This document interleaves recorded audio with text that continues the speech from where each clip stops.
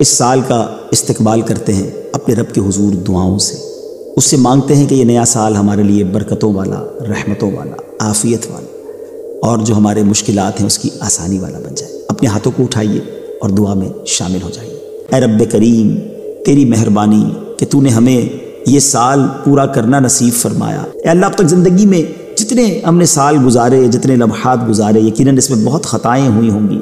اے کریم، تیرے دربار میں ہم التجا کرتے ہیں، اب تک جتنے گناہ کیے تمام صغیرہ کبیرہ گناہوں کو معاف فرما، ہماری خطاؤں سے درگزر فرما۔ اے اللہ، ہم سے ناراض نہ ہونا۔ رب کریم، اے رب کریم، ہم سے راضی ہو جا۔ اے اللہ، پچھلے گناہ معاف کر دے اور اگلی زندگی ہمیں نیکیوں والی گزارنے کی توفیق عطا فرما۔ اے کریم، تیرے خزانوں میں کمی نہیں۔ بہت سارے ایسے لوگ بھی ہمارے ساتھ دعا میں شامل ہوں گے جو بیمار ہوں گے۔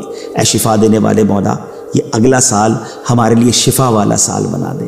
اے اللہ، حرمین کی حاضری کے لیے جو تڑپ رہے ہیں، یہ آنے والا سال ہم سب کو مکہ پاک اور مدینہ طیبہ کی حاضری نصیب فرما۔ اسی سال میں حج بھی نصیب فرما۔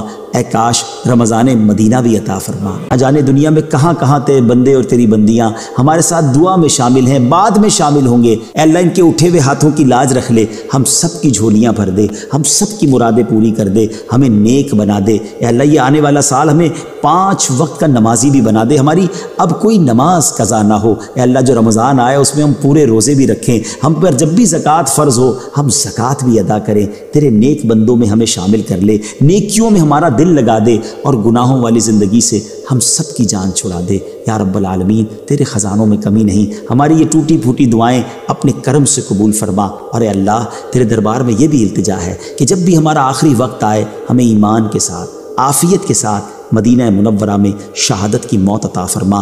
آمین بجاہ النبی الامین صلی اللہ تعالی علیہ وسلم وعلی آلہ وصحبہ وبارک وسلم۔